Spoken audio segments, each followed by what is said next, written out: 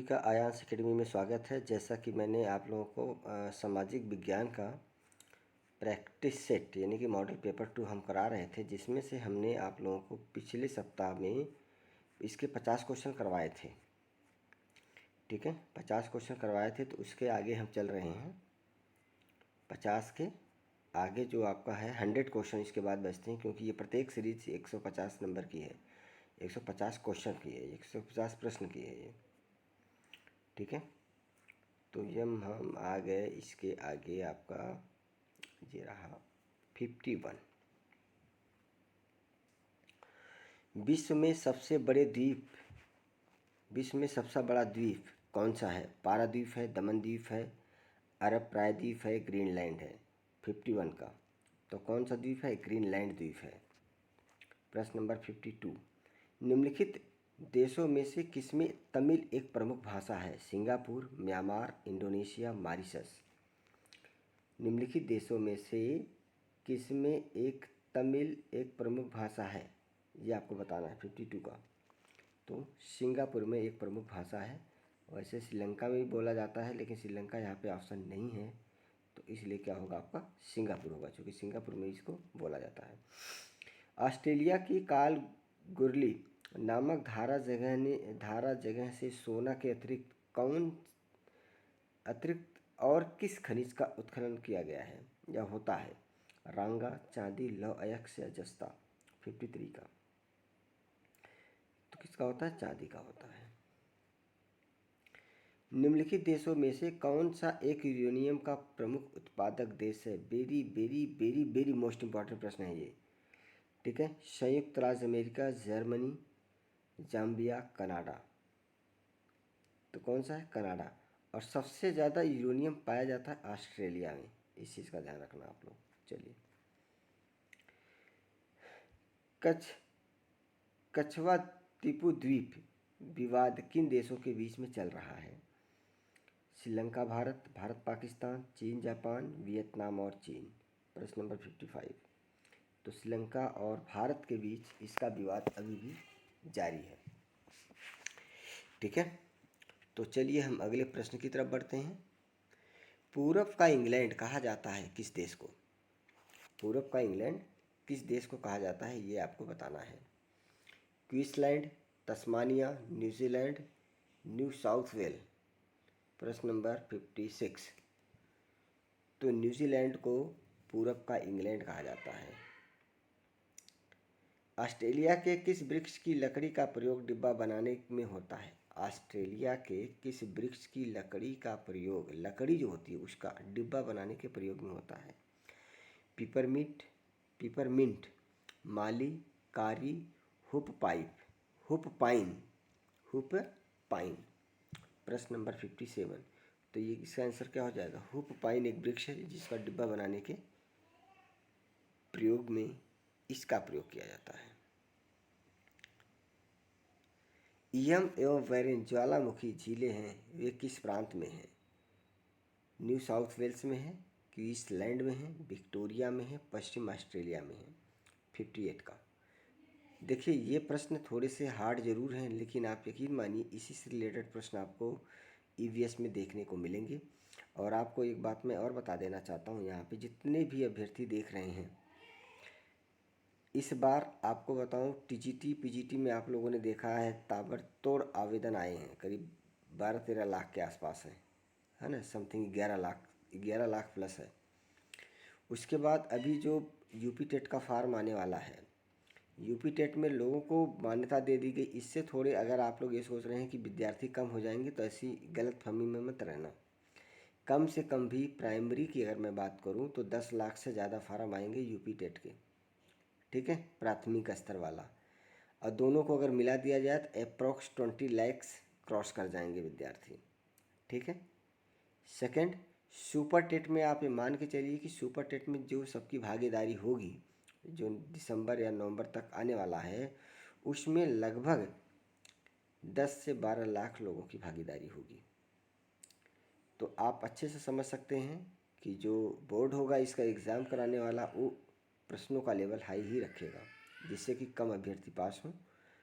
क्योंकि जो सीटें आएंगी वो 70,000 80,000 सीटें आएंगी टोटल शिक्षक भर्ती की लगभग, है कि नहीं।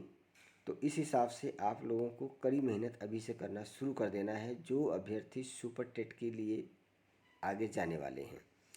प्लस इससे रिलेटेड जो पेट का एग्ज़ाम देना चाह रहे हैं, यूपी ट्रिपल एस सी पेट का एग्ज़ाम चल रहा है, मतलब 20 अगस्त को होना है, तो ये सीरीज़ उसके लिए भी लाभदायक है। ठीक है, देखो मैं आप लोगों को एक बात और यहाँ समझा देता हूँ। जैसे यूपी टेट हो गया प्रथम और जूनियर, मतलब प्राथमिक और जूनियर, सी टेट हो गया प्राथमिक एंड जूनियर, सुपर टेट हो गया प्राथमिक एंड जूनियर, उसके बाद आपका टीजीटी हो गया, उसके बाद आपका कांस्टेबल की परीक्षा हो गई, एसएससी की परीक्षा हो गई, जितनी परीक्षा हो गई उसमें कुछ सिलेबस होता है। सिलेबस सुना होगा आप लोगों ने, सिलेबस को पॉइंट आउट किया जाता है कि इतने सिलेबस में से आपसे प्रश्न पूछे जाएंगे। लेकिन जो मैं ये आपको करा रहा हूँ ये आपके यूपी टेट के लिए तो बेस्ट से बेस्ट है, इसमें कोई डाउट नहीं है, कोई शक नहीं है। लेकिन ये वो बच्चे भी देख सकते हैं जो एसएससी की तैयारी कर रहे हैं, जो यूपी एसआई की तैयारी कर रहे हैं, जो यूपी पुलिस कांस्टेबल की तैयारी करेंगे, जो टीजीटी का एग्ज़ाम होने जा रहा है 8 तारीख और 7 तारीख में वो भी, और पीजीटी का भी जो एग्ज़ाम होने जा रहा है उसके लिए भी लाभकारी है, और पेट के एग्ज़ाम के लिए भी लाभकारी है। ये जो सीरीज़ चलाई जा रही है इस सीरीज़ को विशेष तौर से यूपी टेट प्राथमिक लेवल और जूनियर लेवल को और देन सुपर टेट को फोकस में रख, कहते हैं ना कि सेंटर में रख कर ये सीरीज़ बनाई गई है, उसी के हिसाब से चलाई जा रही है। तो इस बात का विशेष तौर से वो अभ्यर्थी ज़रूर ध्यान दें जो यूपी टेट के लिए जाने वाले हैं और सुपर टेट के लिए जाने वाले हैं। तो बेहतरीन प्रश्न की श्रृंखला है, इसे अच्छे से नोट करते हैं तो नोट कर लीजिए। पीडीएफ मैं दे दूंगा, बार बार इस बात को कहता हूँ। जैसे ही सीरीज़ ख़त्म होगी सारी आपको पीडीएफ 2 सेकंड 3 सेकंड या 1 मिनट मैक्सिमम लगेगा आपको भेजने में मुझे, ठीक है ना। क्योंकि अभी ये बन रही है, जैसे जैसे सीरीज़ मेरे पास बनकर आ रही है वैसे वैसे मैं आपको करा रहा हूँ। जब कंप्लीट बन जाएगी तो एक साथ ही हम आपको पूरी पीडीएफ भेज देंगे, ठीक है। तो चलिए हम प्रश्न नंबर 58 की बात कर रहे थे कि एवं वेरिन ज्वालामुखी झीलें हैं वे किस प्रांत में है। न्यू साउथ वेल्स में, क्वींसलैंड में, विक्टोरिया में, पश्चिम ऑस्ट्रेलिया में। तो कहाँ पे है? क्वींसलैंड में है ये। बसंतकालीन गेहूँ क्षेत्र की गेहूँ सामान्यतः होती है मुलायम, मुलायम कठोर, कड़ी, इनमें से कोई नहीं। 59 तो कैसी होती है? कड़ी होती है, और इसको सबसे बेस्ट माना जाता है। आपको बताऊँ मैं, जो भी किसानी से जुड़े होंगे उनको पता होगा। जूरा एवं आल्प्स पर्वत के बीच स्थित है सेंट्रल मैसिफ, बेवेरियन प्रायद्वीप, जेटलैंड प्रायद्वीप, ब्रिटेनी प्रायद्वीप। प्रश्न नंबर 60 का, तो बेवेरियन प्रायद्वीप इन दोनों के बीच क्या है? स्थित है। चीन में कपास अधिक उगाई जाती है, दक्षिण मध्य में, उत्तर पूर्व भाग में, उत्तर पश्चिम भाग में, दक्षिण पूर्व भाग में। प्रश्न नंबर 61, तो दक्षिण मध्य भाग में चीन में कपास सबसे ज़्यादा उगाई जाती है। रूस का मैनचेस्टर कहलाता है, जैसे अपने यहाँ भारत का मैनचेस्टर आप लोग कहते हैं कानपुर, उसी तरीके से रूस का मैनचेस्टर क्या कहलाता है? बोल्बोग्राड, इवानोवा, गोर्की, कजान। प्रश्न नंबर 62 का क्या कहलाता है? इवानोवा कहलाता है, इवानोवा कहलाता है। स्वास्थ्य समुद्री बैंगनी चाय का किस देश में उत्पादन किया जाता है? पाकिस्तान में, भारत में, केन्या में, श्रीलंका में। तो कहाँ पे किया जाता है? केन्या में किया जाता है। अंतर्राष्ट्रीय उपग्रह प्रक्षेपण स्थल कोरू स्थित है Colombia, Guyana, Dutch Guiana and French Guiana. प्रश्न नंबर 64 का जवाब दे दीजिए जल्दी से। इसका हो जाएगा फ्रेंच गुयाना। ऑस्ट्रेलिया की निम्न जगहों में से कहाँ पर एलुमिना का प्रगालक संयंत्र नहीं है? वाइपा, ग्लैडस्टोन, एलिस स्प्रिंग, बेलखाड़ी। प्रश्न नंबर 65, इसका क्या है? एलिन स्प्रिंग ही है। यूरोप किस फसल का लगभग 90% उत्पादन करता है? जौ, राई, गेहूँ, आलू। यूरोप की बात हो रही है 66 का, तो सबसे ज़्यादा जो यहाँ पे उत्पादन किया जाता है राई का उत्पादन किया जाता है। प्रश्न नंबर 67 पे हैं हम। विश्व का सबसे बड़ा गंधक उत्पादक देश है यूएसआर, जापान, यूएसए, यूके। आप लोग जवाब दे दिया कीजिए, ज़रूरी नहीं है कि मैं कहूँ तभी आप उसका आंसर करें, ठीक है। तो ज़रूरी है कि जल्दी से जवाब दिया कीजिए। तो कौन सा है? यूएसए है। करीबाबाद अफ्रीका की किस नदी पर स्थित है? जाम्बेजी, नाइजर, नील, कागो। प्रश्न नंबर 68 का। तो कहाँ पे है? जाम्बेजी है। कौन सा देश पूर्व का मोती कहलाता है? Japan, Indonesia, Sri Lanka, Malaysia. बहुत इंपॉर्टेंट प्रश्न है, ये कई बार आ चुके हैं। तो श्रीलंका को पूर्व का मोती कहा जाता है। ऑस्ट्रेलिया एवं न्यूजीलैंड के मध्य है अराफरा सागर, ब्रिस्बेन, कुक जल संधि, तस्मान सागर। प्रश्न नंबर 16। तो कौन सा है? तस्मान सागर है। कैलिफोर्निया की प्रसिद्ध घाटी का निर्माण करती है। कैलिफोर्निया की प्रसिद्ध घाटी का निर्माण करती है सैक्रोमेंट्स नदी, सन जो ऑक्वी नदी, सैक्रोमेंट्स एवं सन ओ ऑक्वी नदी, इनमें से कोई नहीं। प्रश्न नंबर 61 का बताना है। तो इसका कौन सा हो जाएगा? सैक्रोमेंट नदी। मिस्र के किस बंदरगाह नगर को सिकंदर ने बसाया था? पोर्ट सहीद, अलेक्जेंड्रिया, हुमयात, स्वेज। तो कौन सा हो जाएगा इसका? अलेक्जेंड्रिया बसाया था उसने।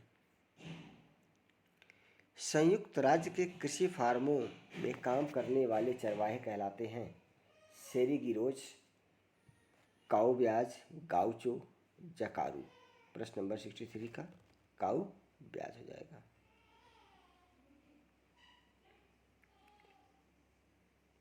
अंतःस्थलीय अपवाह का क्षेत्र है वेल्स झील के चारों ओर, गवर्नर झील के चारों ओर, मूर झील के चारों ओर, आयरन झील के चारों ओर। प्रश्न नंबर 74 का आयरन झील के चारों ओर। उसके बाद आपका आता है प्रश्न नंबर 75।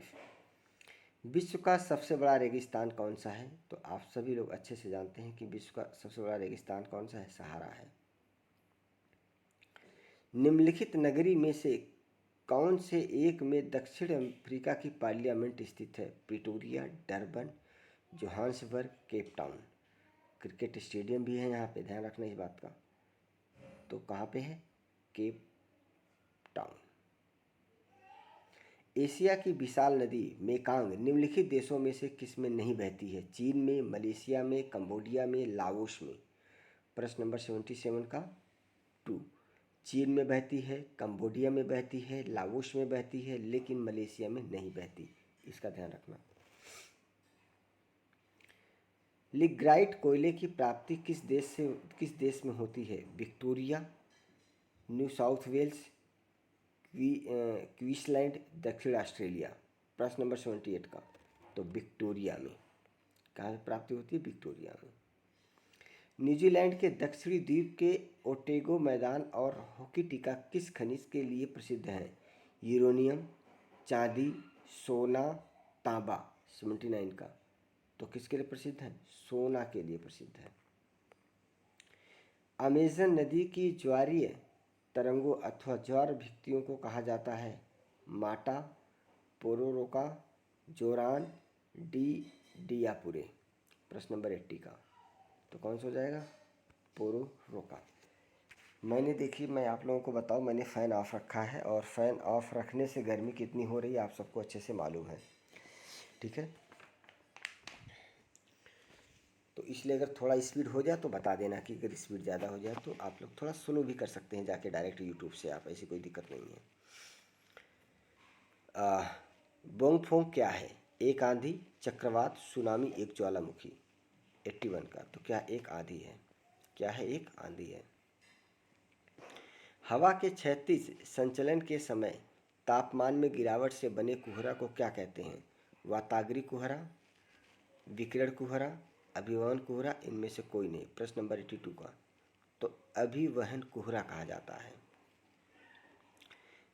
नूनाटक निम्न में से किस प्रक्रिया द्वारा निर्मित होते हैं? प्रवाही जल, हिमनदीय, सागरीय जल, पवन कार्य।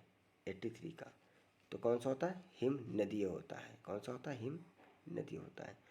भूगर्भ का वह कौन सा हिस्सा है जो अत्यधिक तापमान के बावजूद ठोस की तरह आचरण करता है? भूगर्भ का वह कौन सा हिस्सा है जो अत्यधिक तापमान के बावजूद ठोस की तरह आचरण करता है? इस प्रश्न का 2 बार पढ़ने का मतलब यह है कि बहुत ज़्यादा ही ये क्या है, महत्वपूर्ण है। तो कौन सा हो जाएगा? क्रोड हो जाएगा। सौर विकिरण का कितना प्रतिशत भाग धरातल पर पहुंचने से पहले ही परावर्तित हो जाता है? 85 का 35%। सौर विकिरण का जो प्रतिशत होता है ना दोस्तों, वो आपके ज़मीन पर पहुंचने पर 35% परावर्तित हो जाता है। उसके बाद भी देखो कितनी गर्मी लग रही है। अगर पूरा परावर्तित न होता तो क्या हाल होता, आप लोग सोच सकते हैं, समझ सकते हैं इस बात को। अटलांटिक तथा भूमध्य सागर के मध्य जल का प्रवाह सतही तथा अधः सागरीय धाराओं के रूप में सामान्यतः होता रहता है। इसका प्रमुख कारण क्या है? तापमान भिन्नता, लवणता में भिन्नता, नियतवाही पवने, उच्च ज्वारीय तरंग। 86 का तो क्या हो जाएगा?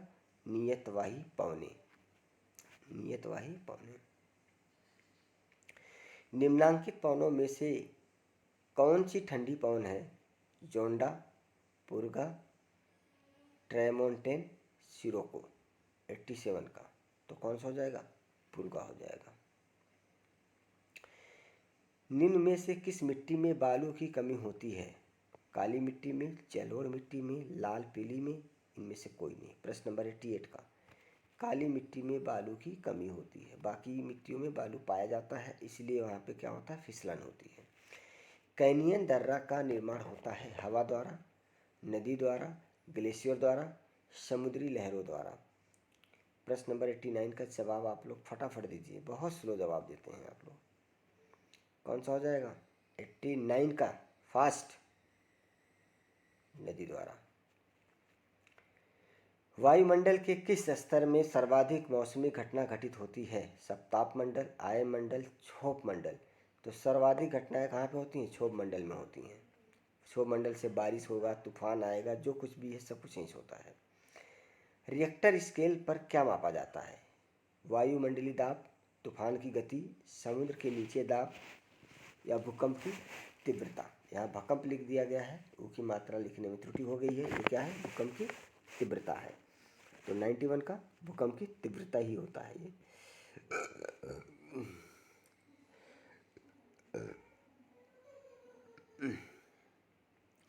अत्यधिक वायुमय से युक्त गहरी जनेजी मृदा कहाँ पाई जाती है? यूक्रेन में, अमेजन बेसिन में, कांगो बेसिन में, बिस्तर में। 92 का तो यूक्रेन में पाई जाती है। भ्रंश का मुख्य कारण क्या होता है? हिमनद कार्य, तनाव, गुरुत्वाकर्षण बल, भूस्खलन। 93 का क्या होता है? तनाव होता है।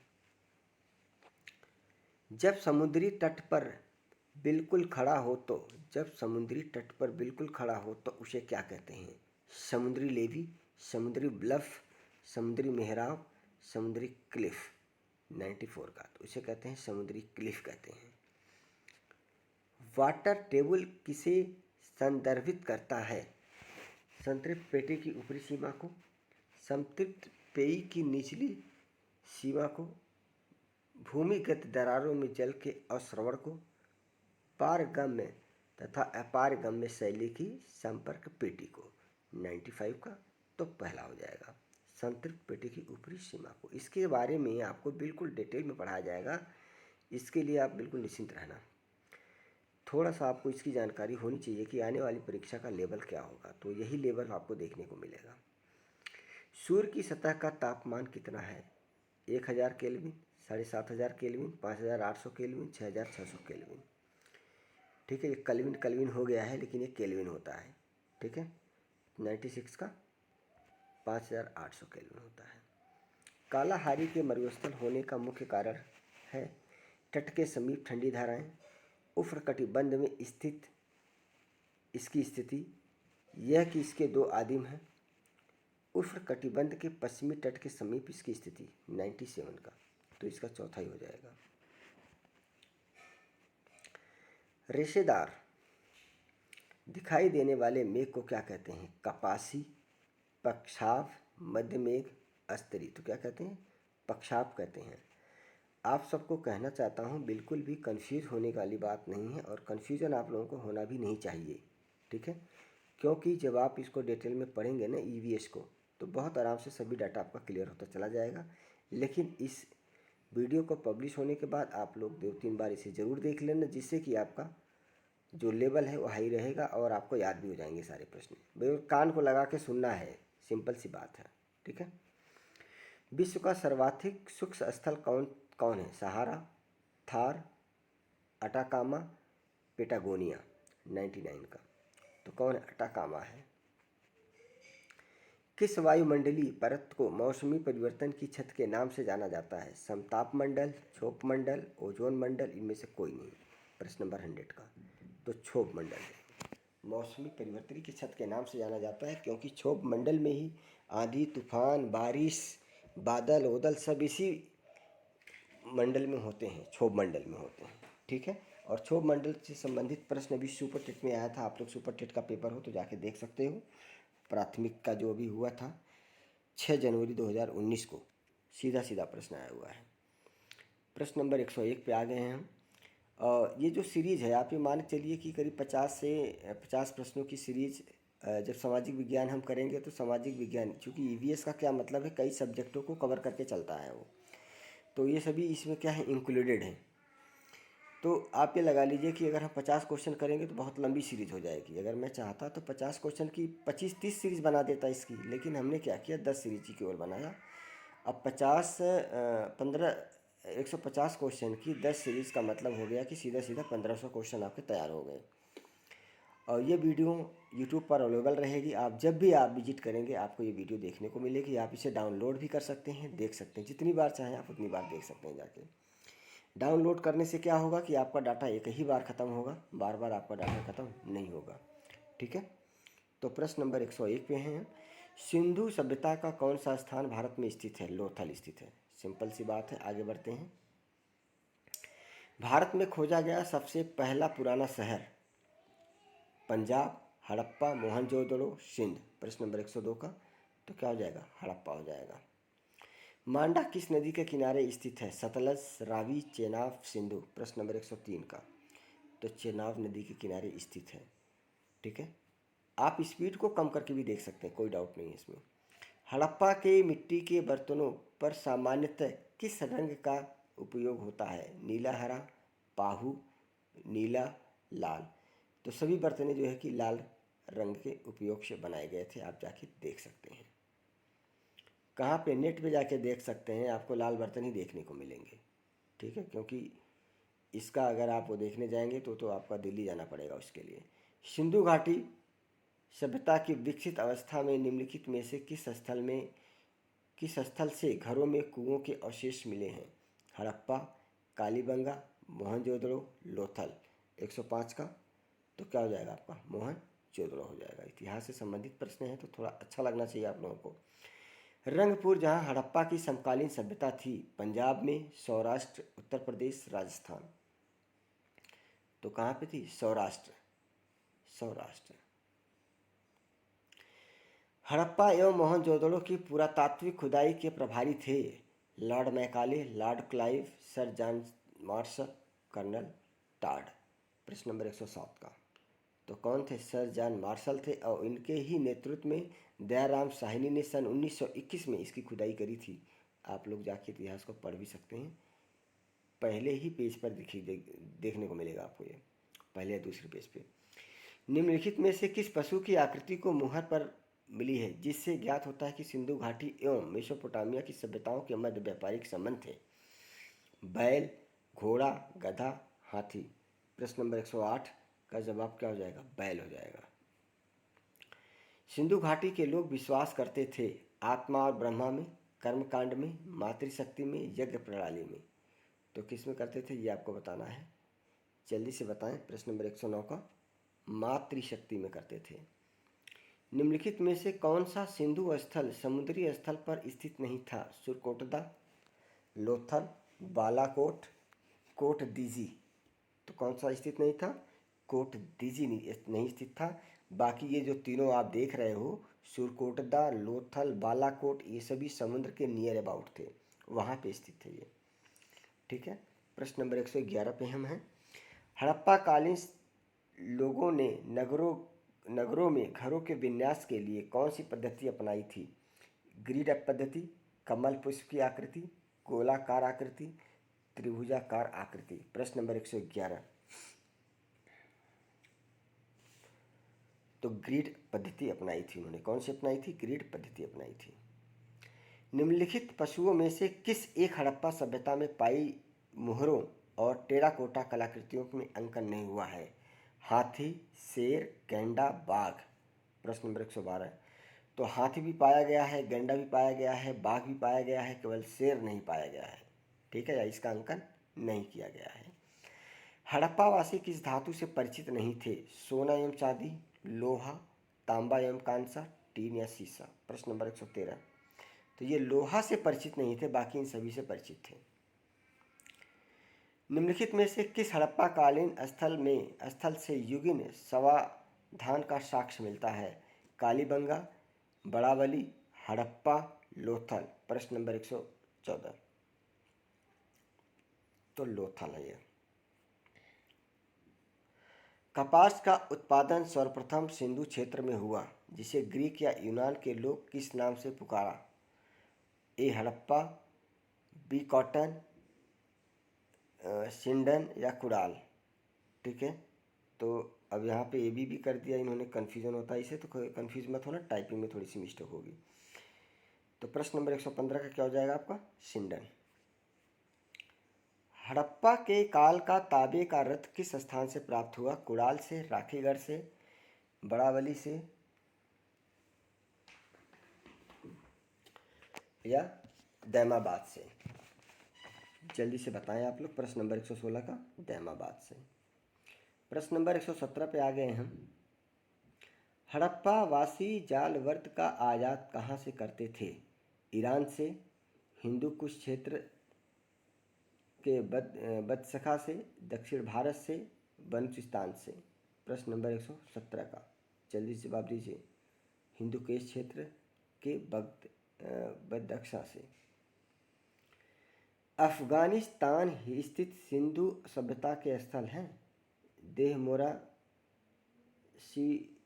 घुंडई, मुंडीगाक, सुरतोगोई, इनमें से सभी। प्रश्न नंबर 118।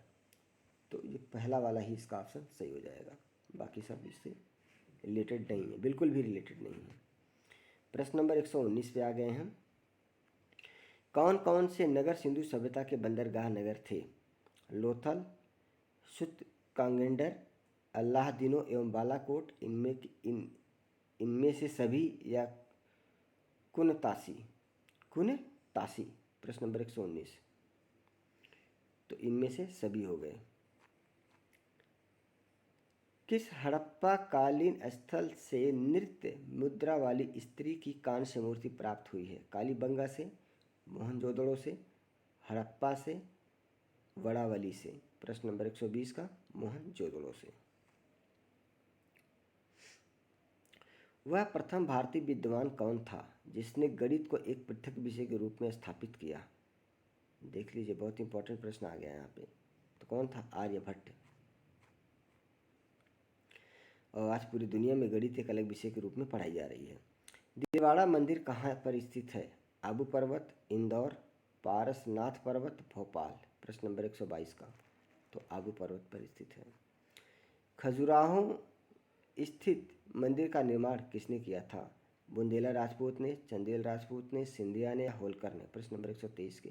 तो चंदेल राजपूत ने खजुराहो में जो स्थित है मंदिर, उसका निर्माण किया था। लिंगराज मंदिर की नींव डाली थी नरसिंह देव ने, प्रताप रुद्र देव ने, यह ताती केसरी ने। प्रश्न नंबर 124 का, यह ताती केसरी ने। उस शासक का नाम क्या है जिसने विजय स्तंभ का निर्माण कराया? राणा सांगा, राणा हमीर, राणा कुंभा, इनमें से कोई नहीं। 125 का। तो राणा कुंभा। ठीक है। हम पढ़ रहे हैं सामाजिक विज्ञान। इससे पहले हमने क्या पढ़ा था?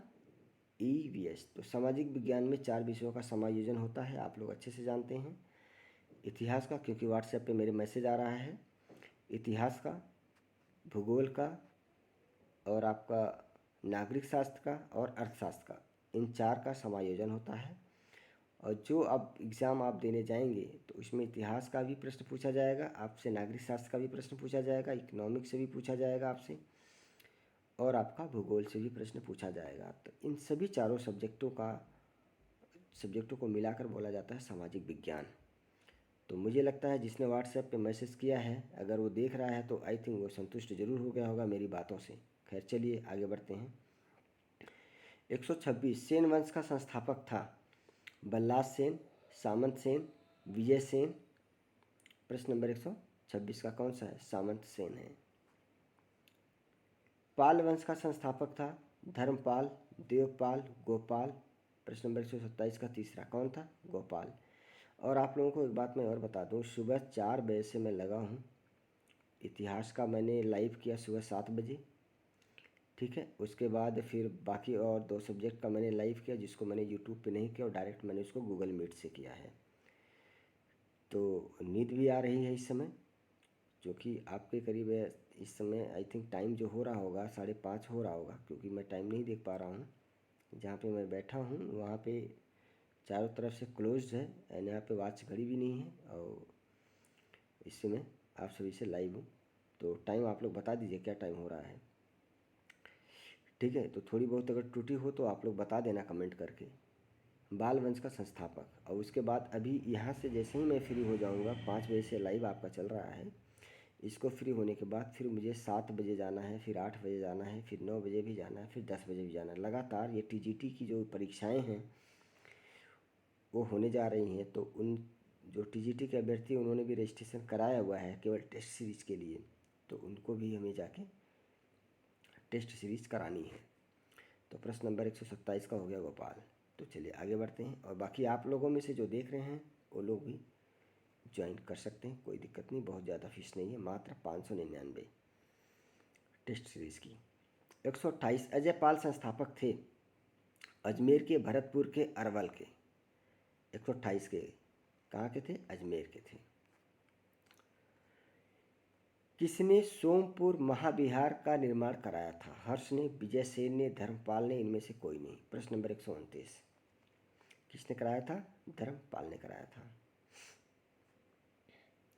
विक्रमशिला शिक्षा केंद्र, विक्रमशिला शिक्षा केंद्र के संस्थापक थे देवपाल, नरेंद्रपाल, न्यायपाल एंड धर्मपाल। 130 के कौन थे? धर्मपाल थे।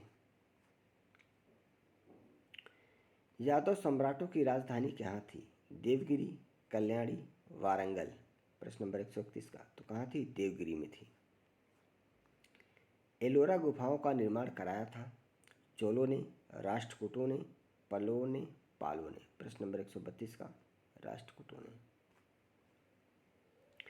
चोल युग किसके लिए प्रसिद्ध था? लंका से व्यापार, ग्रामीण सभाएं, धार्मिक सभाएं, इनमें से कोई नहीं। प्रश्न नंबर 133 का तो ग्रामीण सभाएं, इसलिए वो प्रसिद्ध था।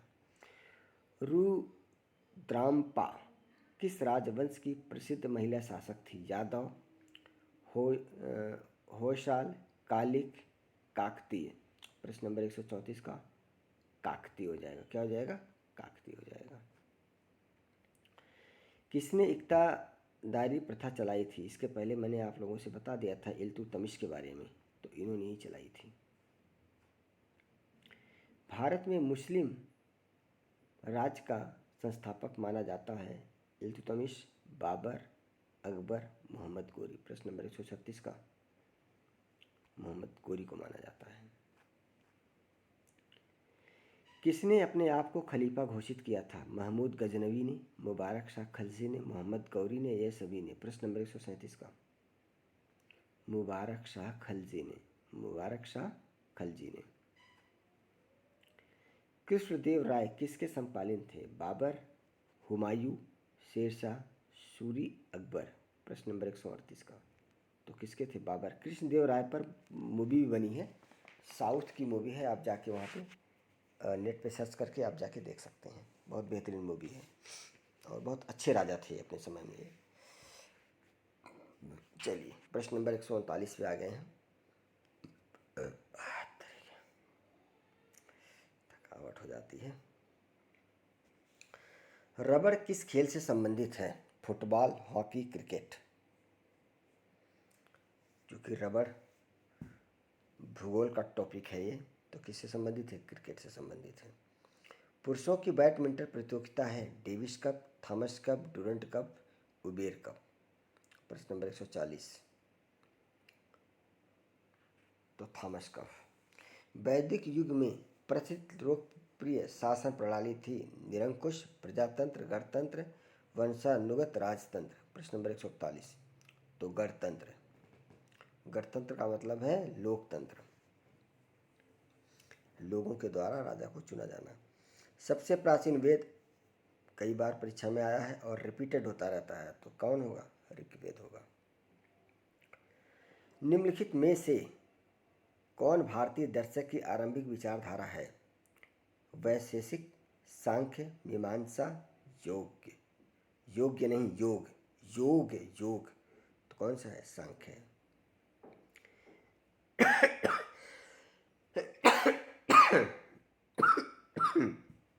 सॉरी। किस वेद में जादुई माया और वशीकरण का वर्णन है? ऋग्वेद, यजुर्वेद, सामवेद? किस वेद में है? टोना टमानी, भूत प्रेत का भगाने का मंत्र? किसमें? अथर्ववेद में है। आर्य शब्द इंगित करता है यायावरी जन को, भाषा समूह को, नृजाति समूह को, श्रेष्ठ वंश को? प्रश्न नंबर 145 का नृजाति समूह को करता है। प्रश्न नंबर 146 पे आ गए हम।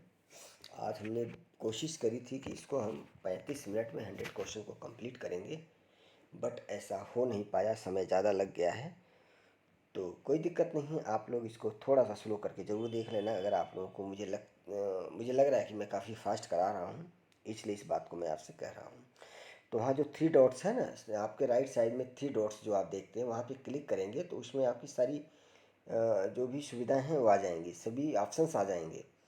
तो वहाँ पे आप स्पीड पे जाके क्लिक करोगे तो आप स्पीड आप सिलेक्ट कर लेना, तो 75 कर लेंगे तो आपको आराम से दिखाई देगा और मेरी आवाज़ भी आपको क्लियर सुनाई देगी। या जो नॉर्मल चल रहा है आप इसमें भी देख सकते हैं, ऐसी कोई दिक्कत नहीं है। ठीक है, तो प्रश्न नंबर 146 में ऋग्वेद में कुल कितने मंडल हैं? कितने मंडल हैं? कुल 10 मंडल हैं, पूछा गया प्रश्न में। आर्य संभवतः कहाँ से आए थे? सबका अधिकतर मत कहाँ से है? आप लोग जानते हैं, मध्य एशिया से है। कौन सा वेद असंतः गद्य रूप में भी रचित है? ऋग्वेद, सामवेद, यजुर्वेद, अर्थवेद? कौन सा वेद असंतः गद्य रूप में भी है, तो कौन सा होगा? यजुर्वेद ही होगा। यजुर्वेद गद्य और पद्य दोनों में है, इस बात का ध्यान रखना। गोत्र व्यवस्था प्रचलन में कब से आई? गोत्र जो कहते हैं ना कि हमारा गोत्र ये है ना, आजकल लोग गोत्र के लिए लड़ाई कर जाते हैं कि तुम ब्राह्मण हो, तुम यादव हो, मतलब इस तरीके से करके कि मेरा ये गोत्र है, मैं यहाँ से हूँ। भाई आपको मैं बताऊँ, मेरे हिसाब से तो ऐसा है कि आप अपने कर्मों से महान बनते हैं। आप किस गोत्र से हैं, कहाँ से ताल्लुक़ रखते हैं, मेरे हिसाब से डजन मैटर। आपका जन्म एक महिला के द्वारा ही होता है। अब उसको किस कैटेगरी में कैसे कैसे बांट दिया समाज ने, वो अलग बात है। देखिए, वो आपका विषय नहीं है ना, मेरा विषय है। लेकिन आप महान बनते हैं तो अपने कर्मों से बनते हैं, इस बात का विशेष रूप से ध्यान रखना। गोत्र व्यवस्था प्रचलन में कब आई, तो ये बताना है आपको। ऋग्वैदिक काल से, महाकाव्य काल से, सूत्र काल से, उत्तर वैदिक काल से? प्रश्न नंबर 149 का, तो आइए उत्तर वैदिक काल से। आज का लास्ट प्रश्न है, वैदिक काल में यौ किसे कहा जाता था? जौ, गेहूँ, चावल, इनमें से कोई नहीं, तो किसको कहा जाता था? जवाब दे दीजिए, लास्ट प्रश्न का जवाब तो सभी लोग से दे ही दीजिए। तो जौ को कहा जाता था। तो आज का ये जो है कि आपका समाप्त हुआ सामाजिक विज्ञान का टेस्ट सीरीज 2nd नंबर का। कल आपको इसकी टेस्ट सीरीज 3rd देखने को मिलेगी और ईवीएस का आपका जो क्लास मतलब सीरीज 3री थी, कल आपको उसकी भी 4 देखने को मिलेगी। और बाकी जो पीछे आपके छूट गए हैं, जैसे ही टीजीटी का एग्ज़ाम हो जाएगा तो उसको हम आपको 2-2 बार लाइव आके आपका जो भी कोर्स होगा उसे कंप्लीट करा देंगे। आप ये मान के चलिए कि जो भी अभ्यर्थी यूपी टेट की तैयारी कर रहे हैं, यूपी टेट के एग्ज़ाम होने से 1 महीने पहले मैं आपका सारा कोर्स कंप्लीट करवा दूंगा। जो जो भी विषय मैं पढ़ाऊंगा, बाकी हमारी फैकल्टी जो आपको पढ़ाएगी, क्योंकि अभी लोग टीजीटी पीजीटी के एग्ज़ाम में थोड़ा सा व्यस्त हैं, तो उन्होंने बोला है कि सर आप थोड़ा सा भी रुक जाइए, एग्ज़ाम दे लेते हैं फिर हम आके पढ़ाना शुरू करते हैं। क्योंकि वे सभी लोग यूपी टेट भी और सुपर टेट भी क्वालिफाइड हैं। गुणांक से रह गए, वो 69,000 की जो भर्ती आई थी आपकी, वो गुणांक से रह गए, क्योंकि उनकी एकेडमिक सन 1999 में है, 1998 में उन्होंने हाई स्कूल पास किया कल्याण सिंह के राज में, तो 50% नंबर लाना भी अपने आप में बड़ी बात होती थी उस समय। और आज के बच्चों को 30-30 नंबर प्रत्येक सब्जेक्ट में ऐसे दे दिया जाता है, 180 नंबर प्लस रिटेन से ले आए तब भी 300 400 500 नंबर मिल जाता है उनको, तो इसलिए वो पिछड़ गए। लेकिन आपको बेहतर फैकल्टी मिलेगी, और कुछ लोग तो फैकल्टी हैं ऑलरेडी कहीं गवर्नमेंट स्कूलों में भी। तो चलिए, इसको आप लोग दोबारा से देख लेना वीडियो को, जो समझ में नहीं आया होगा तो समझ में आपको आ जाएगा। बाकी कोई भी डाउट्स है तो कमेंट करके आप मेरे पर्सनल नंबर पे भी आप बता सकते हैं, इसमें कोई भी संदेह नहीं, क्योंकि आपका सॉल्यूशन ही, आपका समाधान ही मेरा काम